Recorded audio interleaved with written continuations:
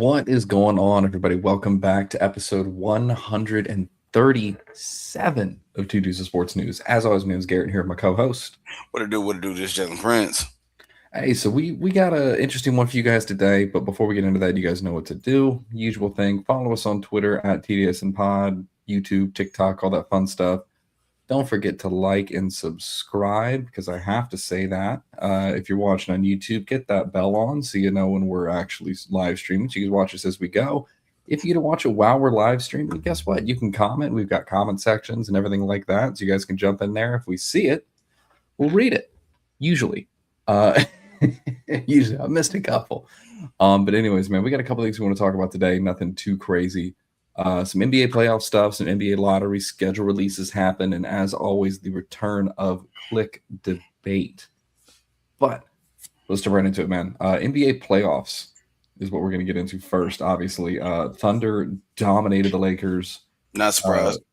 No, God, no. Spurs Timberwolves was a decent game, or Game up until 6 last night. Game 6 was not a surprise. Up until last night. Pistons Cavs going to 7. I was really interested in. The Knicks absolutely beating the brakes off the 76ers also doesn't surprise me. I'm not surprised because what's been and we'll get into this probably first as far as that one. The next one, Let's do it. 50-50. But let's start with the Cavs and Pistons. Give me a sec. Okay. You good? All right. So like with the Pistons is quite simple. They had to win that game. Mm-hmm. And the interesting stat that stuck out with me is the Cavs have not lost a home playoff game this season. And the one time that they have a chance to, keep that streak alive and move on to the Eastern Conference Finals was a Game 6. And they were at home. Why do I bring this up? Is because there's one narrative that James Harden has yet to beat. Which is? And it's basically those closeout games in the playoffs. He's not a bad player. We understand that. No. He's one of the best scorers of all time. But it's still lingering over his head that dude has problems when it comes to finishing out closeout games. And the fact shows. And let me pull up the stats. Well, it's a clutch situation. Like, it's the same thing with, like, we'll talk about it later. Jim over Fan in the Van was making this comment about it the other day with the people talking about how LeBron is the greatest to ever do it, yet he's also been swept in the playoffs more than anybody. Yeah, but you got to add the context into it at the same time. No, it's true. Albeit you are right. Mm-hmm. So, and it's one of those things too, where it's like it's one of those things where, like, we're not saying James Harden's a bad player. We're not saying LeBron is a bad player, but that is something you have to take into account when you think about the legacy of somebody. Is, were they able to get over that hump? Were they able to, like with James Harden, because that question's always going to be there until he does it, is will he show up in this clutch game coming up? So with James, he finished with 23 points. He was 6-13 from the field. I felt like that wasn't enough. But Donovan Mitchell, bro, like 18 points. His plus and minus was negative 25. He was 6-20. That's disgusting. And I'm looking at the rest of the supporting cast. Heck, Evan Mobley came up with 18 points. Jarrett Allen had 13. Dean Wade had only 3 points, and I think he was a starter. Like, so basically you're asking yourself, like, look, we already knew Detroit is a really good defensive team. The problem is, and the reason why I don't trust them is because everything is on the hands of Cade Cunningham. Cade finished with 21 points, but he was finally able to get some help. Let's see, Dennis Jenkins, he had 15. Jalen Duren finally showed up. He had 15 and 11. He had a double-double and 3 blocks, so he played really good. Tobias has been the only consistent player on the team, and he had one of his worst games within the series with 6 points. And then, like, Asar Thompson, and look, you can say what he wants about the whole jump shot thing. That's going to come with time, but he's a tremendous defender. Dude gave you 10 points, 1 block, got 4 steals on him, and had 9 rebounds. So, like, we know what he's consist of. But the bench showed up. Duncan Robinson, 14. Paul Reed, I think he had a career. I think this was his career day. He had 17 points. So yeah, like Cade was able to get help, and if Cade's able to get help, the Pistons are a dangerous team. But you Mhm. have to count on them being consistent. So now we got a game 7. It's going back to Detroit, and again going back to James Harden and the Cavs. James Harden and Donovan got to get this thing done. Yep. Or else, like, it's never going to change. I mean, No. James Harden is one of the greatest scorers in NBA history. But the Mhm. thing that's been lingering over his head is not just like him not getting the championship. It's the fact that when the biggest games come about in the postseason, you don't show up. He disappears. So Like he disappears for whatever reason. It just does not pan out. well, and that happens too. And it's one of those things too where like when you have a situation like that, it's good to be able to lean on your teammates around you. And if you're not scoring, find a way to contribute. Look at Asar Thompson. Not scoring a ton of points, but he's contributing with steals, rebounds, everything else. You have to find a way to contribute in whatever facet that may be. If you're only going to put up 10 points, you better be crashing the glass. You better be stealing. You better be getting assists. You better be doing everything else you can to put yourself in that scenario. And we all know if it's one thing James Harden doesn't do, it's play defense.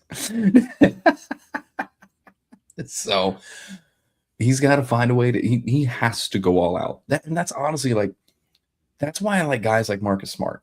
Yep. Like I want to scrap Drew Holiday. I want a scrappy player who will do, oh, I'm not scoring. Dope. All right. I'm going to get a double-double with rebounds and assists.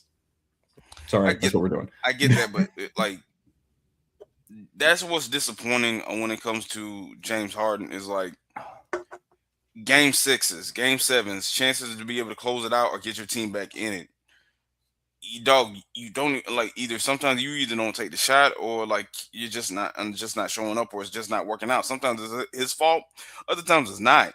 I mean, my most memorable dog, and I really had to think back to this. Back when he was the 6th man of the year for the Thunder, Mm-hmm. and they was in the NBA Finals. James didn't do jack in that Finals. Like I'm coming to think of it because I remember Russ when he had like 40 some points in a game 4. I remember when Kevin Durant showed up in game 1, game 2, and James was nowhere to be found. You wonder how the series would have went if he would have done something. But to go even further back, he's had the same problem back when he was at Arizona State. Yep. So like it's a pattern. I'm not a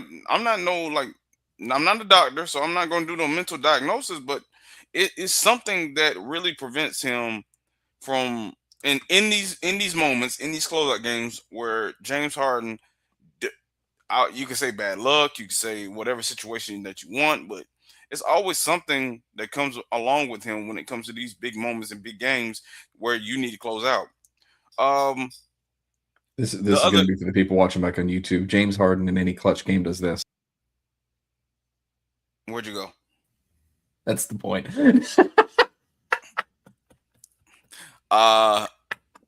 Bro, it's early. It's okay. So it's going to be a game 7. It's going to be intriguing. Give me early predictions. Like who you got going to face the Knicks in the Eastern Conference Finals. Well, let's pull it up and look at it. I mean, facing the Knicks, No, who you got going to the Eastern Conference Finals is what I mean. I gotta. If we're counting on Harden to show up, then it's Detroit. Because remember, I didn't think they was going to win Game 5. You have two.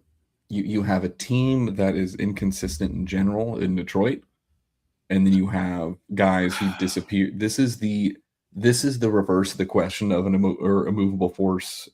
What is it? Unstoppable force beats an immovable object. Both this is what happens when you have a very stoppable force meets a very movable object.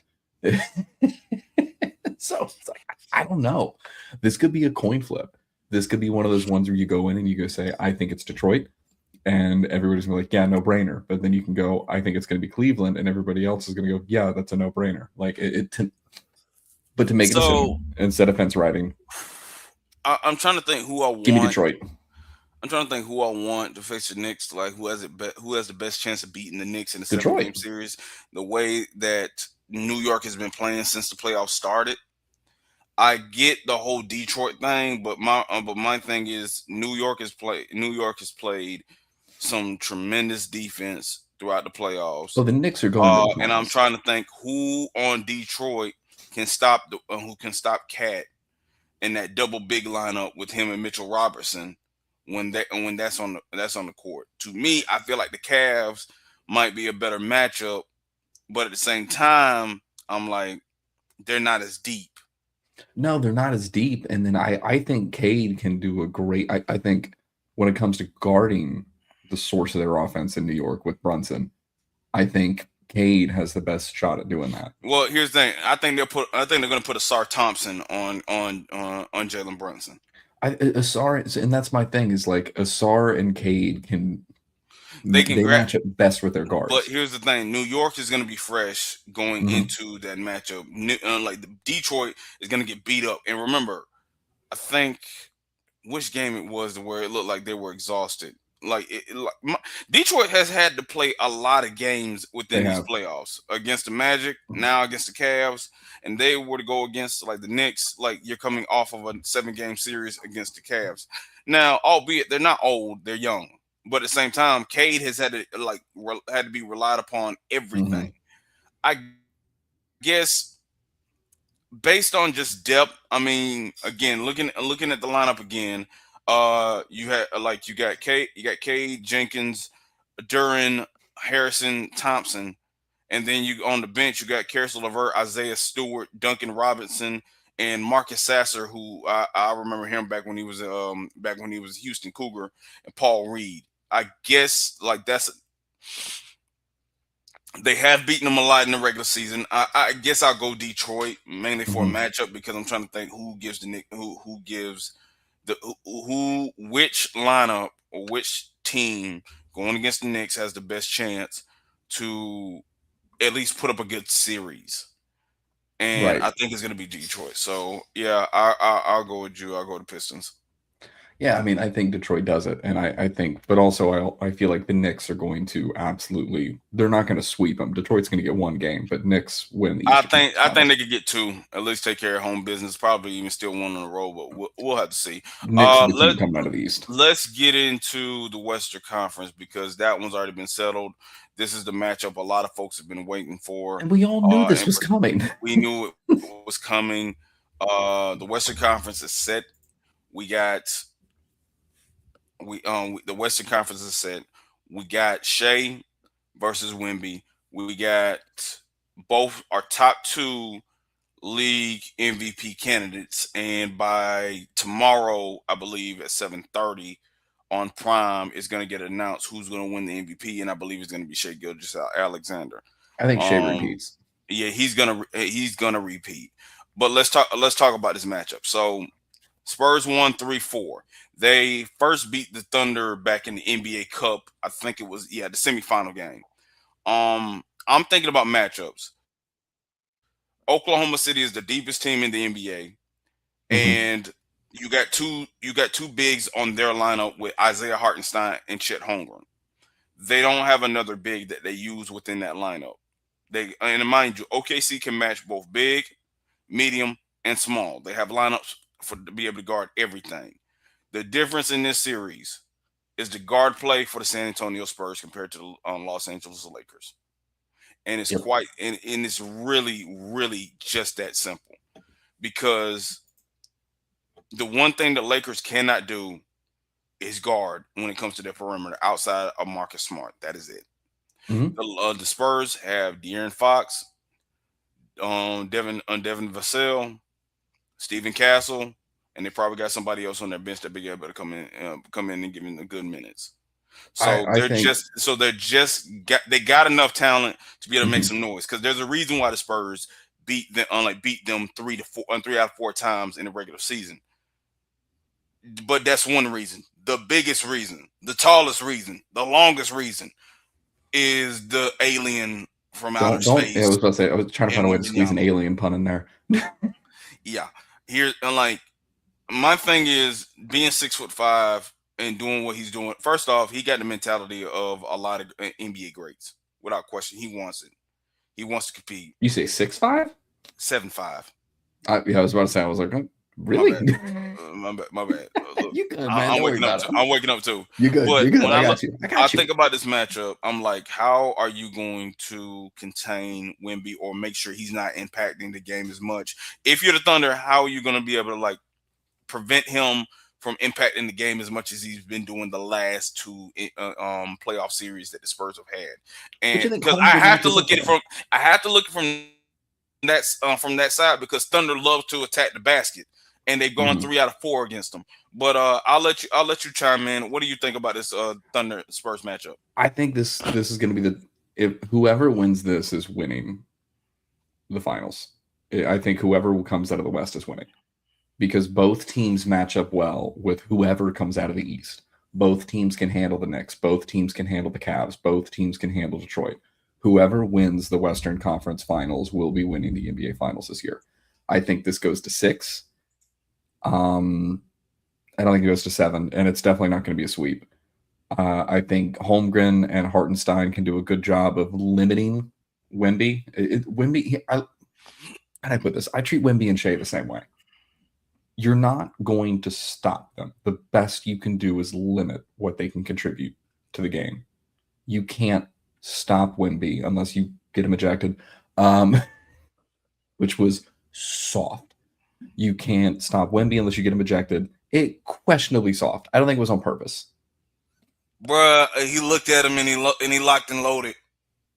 I need to go back and look at it because maybe I'm misremembering. I looked at it several times, watched a whole lot of shows. I need to go back and look at it. Locked and loaded. I need to go and look at it again. I might be wrong. Let's go. But I get what you're saying. Give me Thunder and 6. Thunder and 7. Thunder and 7. I have to. I want it to be the Thunder because I still got love for the Thunder. A lot of folks in the NBA community, they hate the Thunder. They were hoping that it's going to be the Spurs, but I have to believe that Mark Daigneault is going to have a plan to get the Thunder to beat the Spurs in a 7-game series, not stop Wemby because there is no stopping him. My thing is, I think J-Dub's coming back healthy. AJ Mitchell's playing the way he's doing and playing the way he's playing. Lou Dort is still on there. He's still going to make an impact. Chet is playing some of the best basketball that he's played throughout his career so far right now, on both sides of the ball. Now, Chet and Wemby, they go at it. Now, Wemby has won every single time. Has won that matchup every single time. I think this is going to be one of the moments where Wemby's still going to get his, but Chet is not going to get his butt whooped every single time when they faced each other. So I also want to go back to talk about the Wemby thing because I just watched it again. I didn't see that side angle. Yeah. I only saw the above angle. That side angle's bad. Yeah. That side angle's bad. Yeah, but you understood what the NBA is going to do. They're going to protect the stars. They've always done that. But yeah, I did not see that side angle. What I expect, I think the Spurs are gonna send everybody at SGA. They're not gonna do. I don't think they're gonna do anything what the Lakers did when they just kept on sending double teams. I think they're literally gonna trust their guards and guards to actually stay in front of SGA. Now everybody's gonna bring up. Everybody's going to bring up the foul thing, the whole foul and officiating thing, and we'll talk about that a little bit later on in the show. But I don't think that's going to play that much of a part simply because you got an alien on your side and you got a bunch of other guards that are able to be physical and be able to take the rim at will. These jokers are not scared. Neither is OKC. These are both sides are going to be able to handle the moment. We should be getting some really good basketball, but I will be surprised if there's even one blowout win on either side in this series. I think it's going to be close every which way. But let's get into we're talking about the current. We're talking about playoffs to death. Yeah, we're talking about we've been talking about the current NBA of today. Now let's talk about the future, and the future might not be looking bright for some of our teams. So NBA draft lottery. Yeah. Let's get into it, man. So draft lottery results have come out. Wizards obviously get the number 1 overall pick, which surprises nobody. Followed by the Jazz, the Grizz, Bulls, Clips, Nets, Kings, Hawks, Mavs, Bucks, Warriors, Thunder, Heat, and the Hornets. Jalen, give me your thoughts.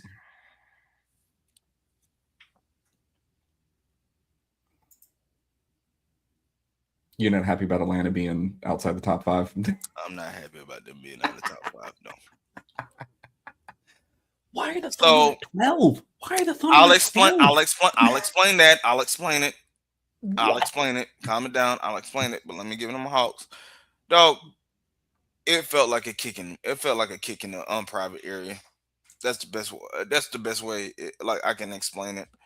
It felt like a kick in the private area, for the standpoint of we traded Trey Young this year to the Mm-hmm. Washington Wizards, and the Wizards come out with the #1 pick, and I felt like we needed to get in the top 5 to be able to get a player for the future. 8 is not bad because there's still like this is a deep draft. Yeah. And I think we got like 3 draft picks this year. I think we got 2 first rounds. I have to go back and look. But for the Hawks, it's like I wanted us to get in that top 5 to either get a Caleb Wilson or might be able to get a Damara from Michigan to possibly get DP, maybe even trade up to get AJ. But mainly was about DP, Darren Peterson. Mm-hmm. Because you look, if I'm gonna go back to that Knicks series, and I'll make this quick.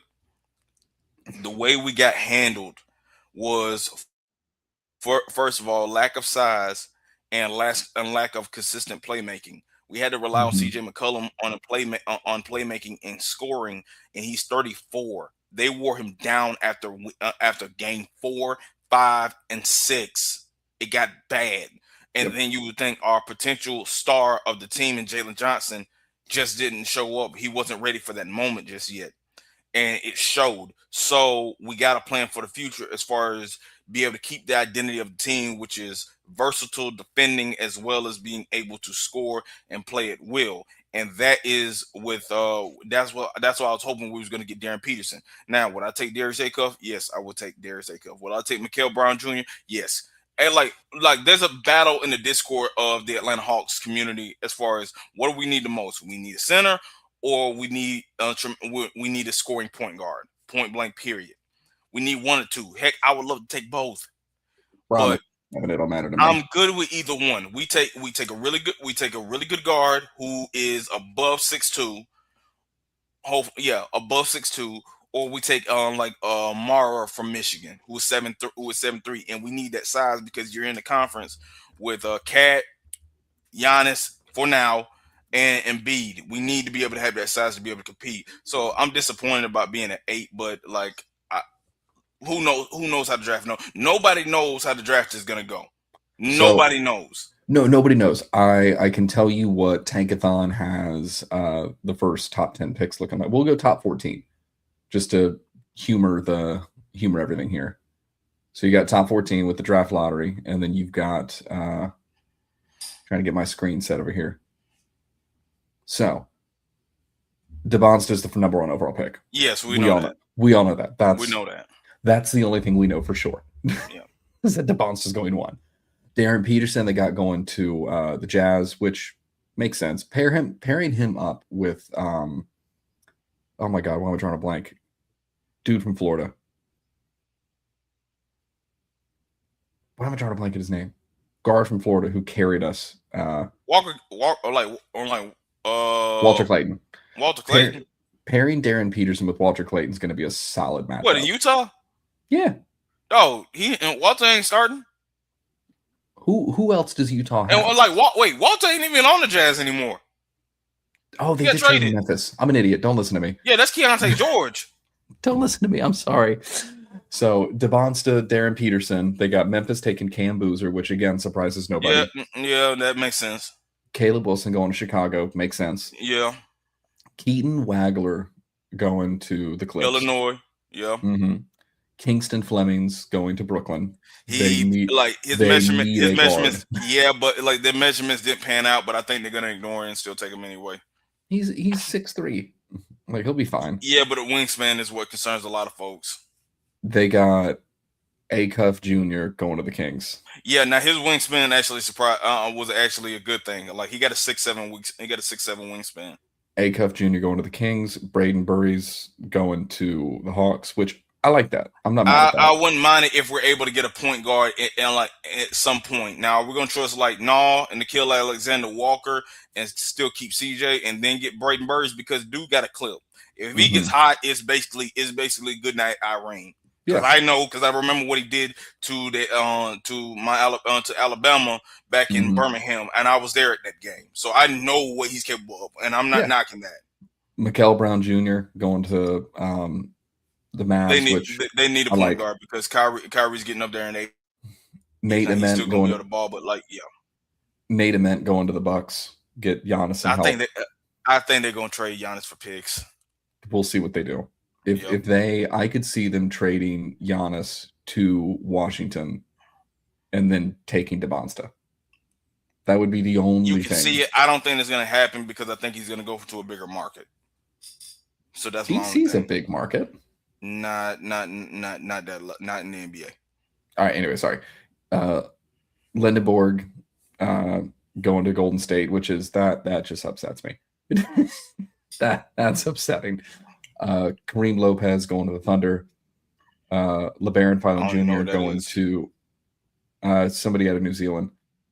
Filan Jr., you know who he is, going to Miami because they need guard help. Or Mara going to Charlotte. All right, so that's the mock draft, but again, nobody really knows, and so outside just of give me one. Yeah, just give me your thoughts as far as the way. Just give me your thoughts. I'm chilling at 27, man. I don't care. It doesn't matter who we get. My Celtics are going to be hanging out at 27 for a long time. Okay, so let me ask you a question about the Thunder. Remember, this pick that they got, this lottery pick they got, still coming from the Clippers, still coming from the Paul George trade. Ridiculous. And they got another one at 17. That's coming from. Let me think. I think it's here. I'm going to pull it up. I think that's the Pelicans. No. That's not the Pelicans. That's coming from Philly. So 12 and 17, they still got more picks in the future. Sam Presti is, and again, gonna go back to this. I'll make this point early. The Oklahoma City is just Thunder. The Oklahoma City Thunder, they're smarter than everybody. Just a great run team. Sam Presti is the best GM in all of the sport. Point blank. Period. He's up there with Howie Roseman, John Schneider, and whoever's the best GM in baseball. Is that simple? That's what Sam Presti is. And heck, he was still plotting when they were showing. Like I won't forget this. So they had a cut scene when it was when they were showing the draft combine. They were about to cut the commercial. They showed Rob Pelinka just looking at the scouts and stuff, or looking at the prospects. They showed Sam Presti having his mouth covered up on the phone, like just plotting and planning, and that's what he does, and that's why I love Sam Presti. I love a small market team. So, and the thing about it, I won't be surprised if the Thunder's able to move up. It wouldn't. I'm actually hoping for it because everybody hates it. They're jealous of it, and I'm rooting for it because like it's more chaos. Because you got a franchise that's literally building the right way. Like just gonna get deeper. Yeah, and I'll make my deeper point as the show goes on. But overall, that's the lottery for you. I just wish the Hawks would have got something higher. Where we're like, because I'm gonna trust like Ansi Salah, our GM. I'm gonna trust him. Let's see what he can do. Let's see what he can build. Yeah, for sure. Right. That's basketball. We'll come back to a little bit later on, but dog, it's about Schedule that release. Time. It's about that time. Schedule release time. So NFL schedule releases dropped, which means you have schedule release videos that have dropped. As always, we know who was one of the best. The Chargers was always going to be one of the best. The Colts always did do great. I don't know if you caught what the Colts did with theirs, which might have been my favorite. So the Colts did a Simpsons schedule release video. And you watch The Simpsons, right? No, I'm a Family Guy. So in The Simpsons, one of the opening scene where Bart's writing on the chalkboard? Yeah. So they had him write, "I will not make a Tyreek Hill reference in this video." Because of what happened last year. I'm going to give him credit. The Chargers and the Colts, this is the only thing I give the Colts credit for, and the Chargers credit for. Their social media team does banger after banger after banger after banger. After banger after banger. I'll give him credit. I'll give him credit where credit's due. And the other one too that surprised me was the stepbrothers, Kirk Cousins and Fernando Mendoza. I Rangers did like that one. That I'm like, one. they're the That same one. person. Literally. They're the same. They're the same person. It's hilarious. They did such a good job with that one. That one was great. My Jaguars one was meh. I'll be honest. It was a wig. We know it was a wig, and it was now proven that it was a wig because, and I say this, I don't know, Donovan, my barber, I don't know if you listen to this. If you did that to my hair, we have to fight. I love you, man, but we got to fight if you do that to me, and because I don't have enough left to mess with. But yeah, so like, and my Seahawks, we did a fragrance one, basically like something that you would see like from, it was real awesome. We should, yeah. But let's get into the schedules that I was showing to you. Like, so obviously we got, and this thing was tagged up. I just want to show my favorite thing from the Colts one because I believe this is accurate. It is 4,252 days that I win in Jacksonville. Just saying. Yeah. Three guarantees in life: death, taxes, and a Colts loss in Jacksonville. Hey, so already we understand the week one. My Seahawks, we're gonna play Wednesday night against like Super Bowl rematch against the Patriots. I'm looking forward to it. Thursday night, that's the Rams and the Niners in I think Australia or something on Thursday. Obviously the NFL announced that they're never going to play on a Friday, except Black Friday. That's about it. Other than that, like everything's going to be back in order. So this is this is what we got for Monday Night Football. We got some really good games. I think this is probably going to be the best season of primetime football that we've seen in a long time because you get that. We get Sunday Night Football. Like obviously you get the Seahawks kicking everything off, and then like later on the finish Sunday night is Dallas at New York in the debut of Jay Harbaugh or John. Which one? John Harbaugh with the Giants, and also possibly the return of Malik Neighbors and whatnot. With this is the Thursday night prime schedule. Like we only got one Thursday night game, and we just got to go to Denver. But also that first game is very intriguing because that's the first home game for the Bills in their new stadium, in their new Highmark Stadium. It's supposed to be state of the art. They kept it. The reason why they kept the design of it open is still be able to have that home field advantage of cold weather, but like the stadium is designed to be able to melt the snow and keep some of the fans warm. So it's it's gonna be interesting to see. And then lastly, and for me personally, this is also another primetime setup when you got Tom and when you got the A team of the Fox NFL crew with Tom Brady and them hosting that. This is their lineup for week one. You got the Commanders at Philly. Fast forward to the Thanksgiving Day games. You got the Lions and the Bears again. You got Philly going to Dallas, and then I think you finish off with who you finish off with the Thursday night game. I know it's the Bills. I just can't remember. Huh? For all the Thursday night games? No, not Thursday night. Not the Thursday night game. Pull up that Sunday night because it'll show that Thanksgiving game. Oh, Chiefs and Bills. Chiefs and Bills. Chiefs and Bills. That's gonna be good. So actually, they got both like the Thanksgiving Eve with the Vikings and the Niners, and then no, wait, that's week 11. My bad. Scratch that. That's Mexico City. Yeah, Thanksgiving. They're gonna have the Thanksgiving game, Thanksgiving Day game, Thanksgiving night game with Kansas City and the Bills. Bro, what the NFL? Can we talk about this? Which one you want to talk about? Who in the history of forever has called it Thanksgiving Eve? That is the dumbest thing I have ever seen in my life. Like maybe not the dumbest. No, I'm about to say we've seen dumber.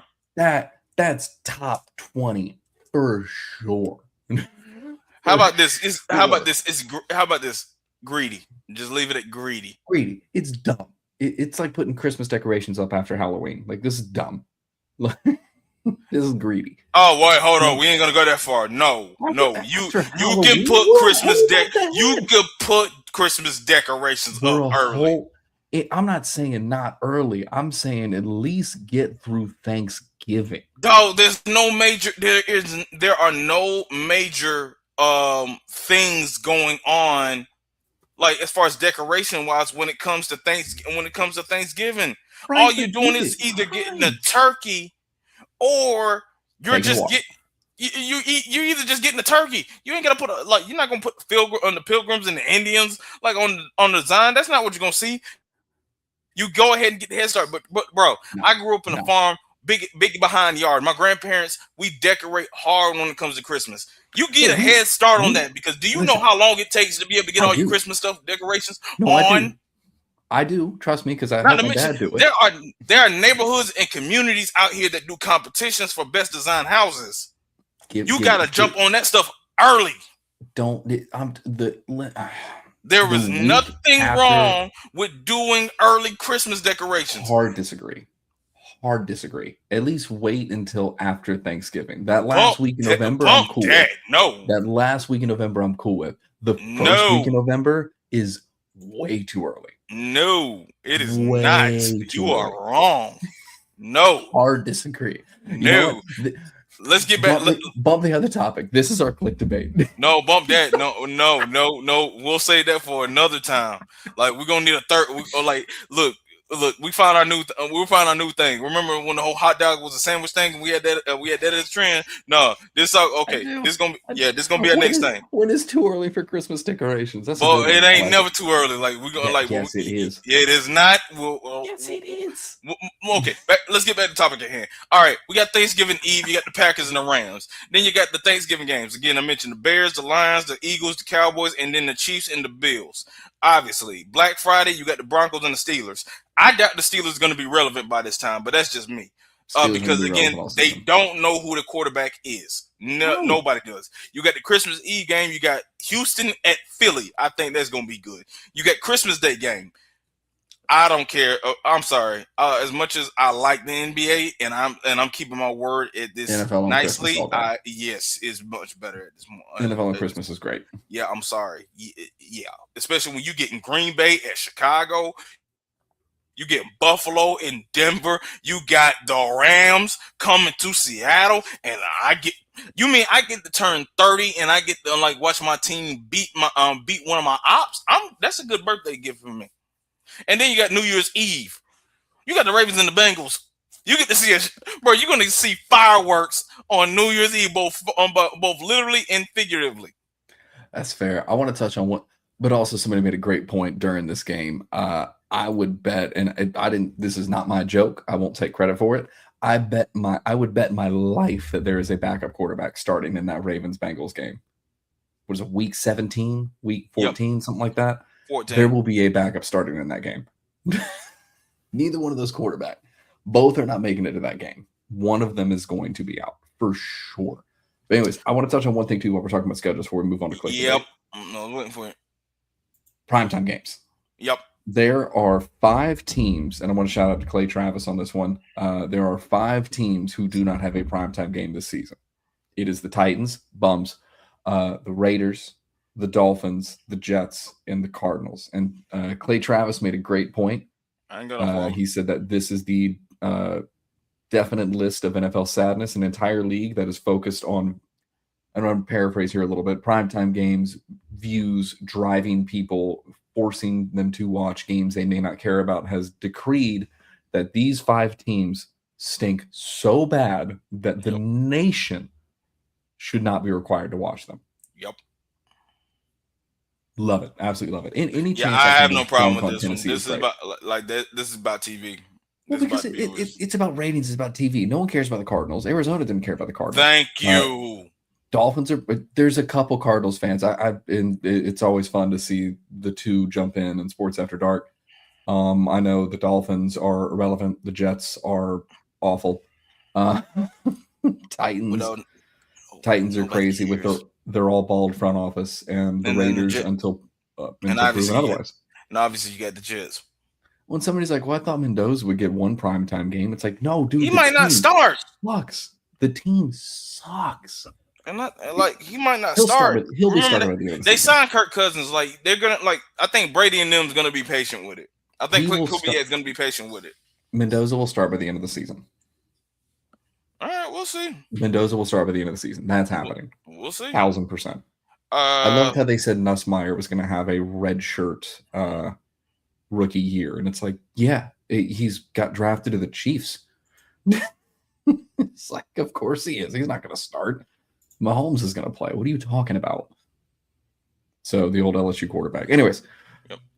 Jalen, it's time. Yup. Click debate. For those of you who don't know, Click Debate is the segment of the show. We find a clickbait-esque article.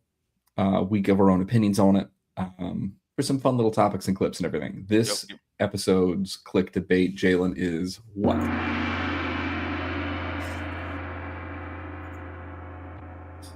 Is the Oklahoma City Thunder's hate and criticism, is it valid?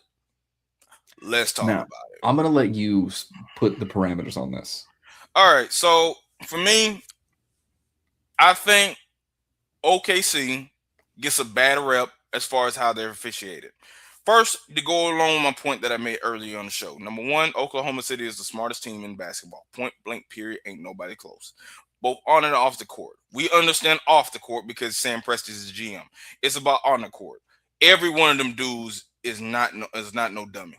They know exactly what they're doing on both on and off the court, especially Shea. Y'all can say he flops. Y'all can say he flails. Y'all can say whatever. The dude I look at it as far as on the standpoint, they know tendencies of their opponent. They scout their opponent really, really well. And when you do that, you understand, okay, they like to do this, they like to do that. I'm able to be able to get a call off their aggression. Because when you think about in the past, Kobe, he didn't hunt for fouls or didn't flop for it, but he knew the tendencies of his opponents and knew how to be able to take advantage of it. Dwayne Wade was infamous and famous for the whole punt fake, get a guy in the air, jump into him, and bank it off the backboard. Oh, yeah. And you're a Celtics fan, and you know that. I know. I'm aware. Kevin Durant, the rip move. I love D-Wade. Kevin Durant, the rip move. James Harden. Do I need to say more? Because remember his peak and how many free throws he averaged. So the double step back. So a lot of the haters out there, they just don't like OKC. They can miss me with the whole criticism as far as what they give it, because it's just hate. That's what it is. It's hate. It's not much criticism. Because you're mad at the wrong group. You should be mad at the NBA and the officiating for why they always calling this and you won't call it for the other side. Here's where I'm at with it. I don't think this is a Thunder problem. I think this is a league problem. I think because there are two criticisms that OKC gets. The two main criticisms are Shea getting an exorbitant amount of free throw attempts, which I am actually going to pull this up because I want to see who's more than Luka. Free throw attempt leaders in the NBA. I want to pull this up because that's the postseason. I don't want postseason. I want regular season because I think it's going to prove it more. 25, 20, 26 regular season. Free throw attempt leader per game. Luka. Mm-hmm. Would you like to guess who number 2 is? Shea? No. Who? Denny Avdia from Portland. Avdia. Avdia. Yeah. But here's the thing. Them Euro guys, those are Euro guys. My thing is SGA, it's cool when Luka does it. There's a problem when SGA does it. Y'all know the rest. Here's where I'm at with it. The two main criticisms I hear from OKC are how do they always get the players they have? How do they, stuff like that? It's like, no, they're smarter than everybody. They fleeced the Paul George trade. Well, yeah. And they're playing smart. And without question, they run their organization just run smart. Dog, if you go back and look at Oklahoma City's record for when they first got SGA, they thought and people now they're looking back at it and trying to change the narrative and make the whole claim the Oklahoma City Thunder were tanking. No, they were that bad. They were bad. They were not a good team. No. Think about this. Chris Paul, when he was a Sun and got the Suns to the NBA Finals. The year after that, like, didn't have a great season, and that's when Luka busted the Suns behind and knocked them out in the Game 6, and that's where the whole famous meme of Chris Paul cuts the lead down to 45. Remember, after that, they sent him to OKC basically to die. Yep. What happened? What happened? He got that squad to the playoffs. And mind you, at that time, it was Steven Adams, it was Lou Dort before he had the dreads, and he was just a solid defender. He could not shoot off the lick. Pre-lock Lou Dort is crazy. And it was Afro Shea Gilgeous-Alexander and Dennis Schroeder at that time. So Shea, nobody knew Shea was going to be that. But Chris Paul, no, everywhere he goes, success is going to come after he's gone.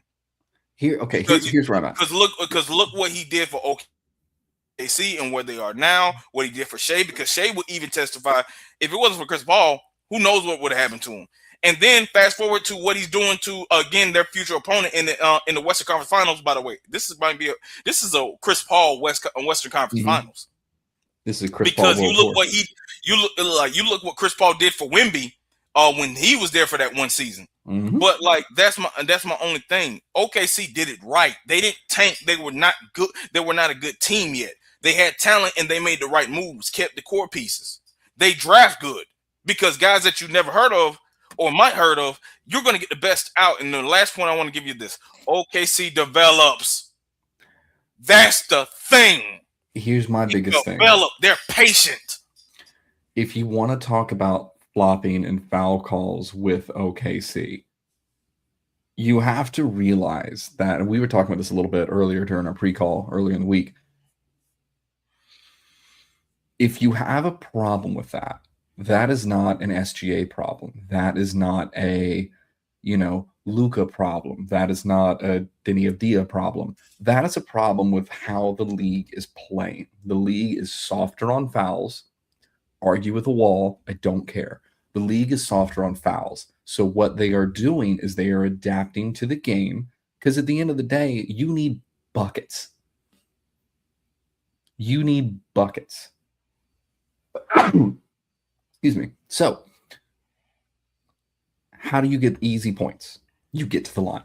How do you get to the line? You draw fouls. It is the easiest way humanly possible to ensure yourself to get more and more and more points. And in a league that is calling everything, it's adapt or die. So either, and this foul shot situation, this free throw line situation where people are getting 10 plus attempts per game, that is going to have to get worse before it gets better. Soft calls means more free throw attempts. If you want to make sure if you want to guarantee a solid 8-9 points in a statistic driven league, the easiest way to guarantee you're going to get your 8, 9, 10 points is get to the line 8, 9 times. How do you do that? You draw fouls. If you have an issue with how they're getting their points, change the league. Don't get mad at the player. It's like the same thing. Either stop it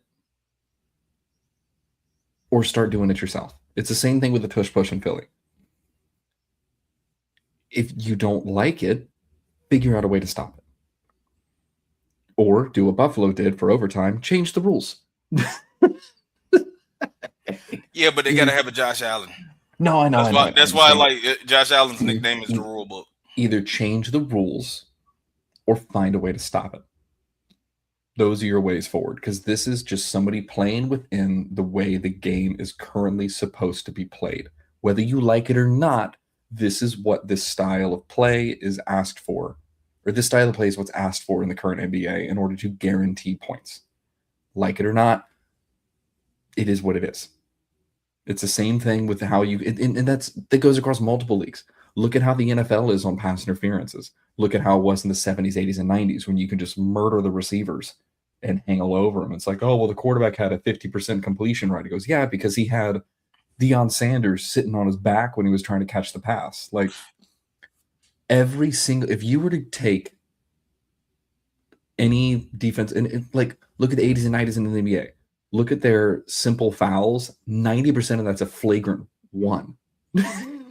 In today's NBA, the league has gotten soft on fouls, and it's focused on player health for sure and longevity. But you also have to take into account what that does.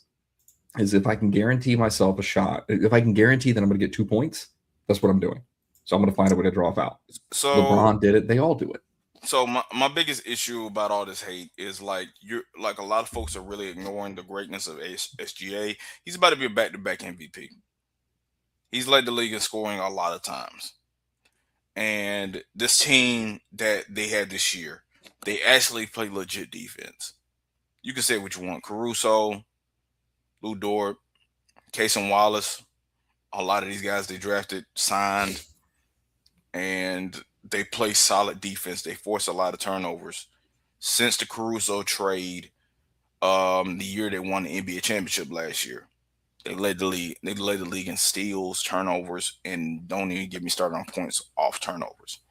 And I just hated that like they're not going to get the recognition for being one of the best teams of all time. And a lot of folks can do the whole hyperbole and play the games they match up against, let's say, the 2013 Heat or the 2016 Warriors or whoever. This is still going to be one of the best teams to ever play in the NBA history. And they're not going to get the recognition for it. Shea, if he's able to get past Wemby the way he's playing right now in the Spurs and they get another title with the MVP, folks gotta have folks are going to and have to have those very uncomfortable conversations however you feel about SGA.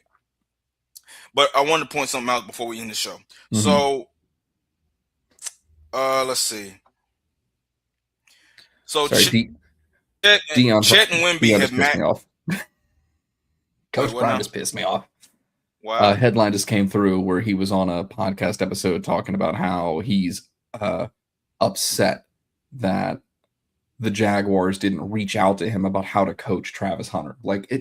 Who cares? He's not your player anymore. Yeah, not like dude, no, I got nothing but love and respect for Coach Prime. That was dumb. Okay, real quick. That's like putting Christmas decorations up in November. So again, Wemby and Chet have seen each other quite a few times in their history. Let's see. Back in the FIBA days, Chet won. When it got to the NBA, it's been more so Wemby. So there's history between the two.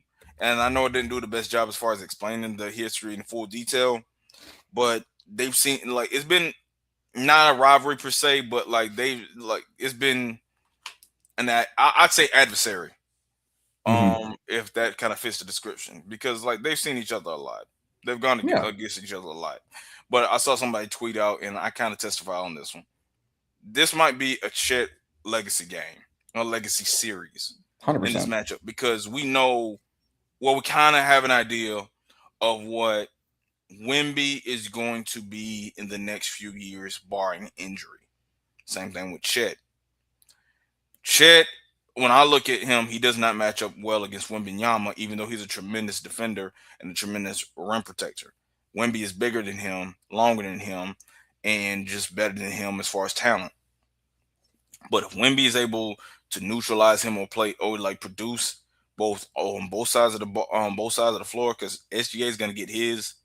I think AJ Mitchell is going to get his because he's been playing out of his mind. Jared McCain is going to get his. Those are X factors. But if Chet is able to do his thing, because Isaiah's only going to be able to do so much. If Chet is able to if Chet can have a series, this is going to bode well for him and his legacy. But it's also going to secure Oklahoma City a trip to the NBA Finals and possibly secure another NBA Finals. No, I think you might be right. Yeah. Other than that, Wemby's going to get his. Yeah, for sure. Again, it's like what I said earlier with Wemby and Shea. You can't stop them. You have to limit them. Yep. And adapt around it. So, all right, man, let's go ahead and close out. Thank you guys for listening. As always, we really do appreciate it. We ran a little long this episode. We have a lot to talk about, man. We haven't caught up in a while. It's been a week. Pretty much. We'll be next week. Hopefully, we can get some guests and definitely get on to this new, because you want to have this click debate about as far as when it comes to Christmas decorations. I hear you, man. All right. Well, you guys know what to do. If you like the show, you know what to do. whatever podcast platform you listen to, YouTube, whatever, like the video, rate 5 stars, comment, all that fun stuff. Let us know. Be the algorithm gods. We don't know why it works, but it does. If you didn't like the show, that's fine. You go your way, we'll go ours. Gave you an hour of content. We really do appreciate it. But there's, no reason to leave a negative review. Doesn't help us, doesn't help you. Just be on your way. 2 ships in the night, as the old saying goes. But if you like the show and retweet and follow and all that fun stuff, let us know and you get a shout out at the end of the show. Shout outs are also done at the end for shows that we think you'll like if you like ours as well. And people have always supported us. So those always come right now. So check out Jim over Fan of the Van, Brandon 1420, Aaron over Brutally Honest, Darian over Chill Takes. He had a very interesting take a couple days ago about who's winning the AFC South, and that was fun to watch those comment sections. Go check out the guys over at IAP Radio. Email it over to Average Sports. Him and Jim do a show called Cigar and Sports. Jim and I are trying to figure out what's going on with Steel and Teal at some point. Go check out John over Wrestling Fan Insight, whether you're a hardcore fan or a casual wrestling fan, whatever it may be. Always go check out Sports After Dark. Love those guys over there. Hope everything's going well with them. We need to catch up. I haven't talked to them in a while. If you're looking to gamble, please do it responsibly and outside of NFL facilities. And listen to Nate's Daily Wager. Don't bet the rent. Thank you. And as always, we'll see you next time. Peace.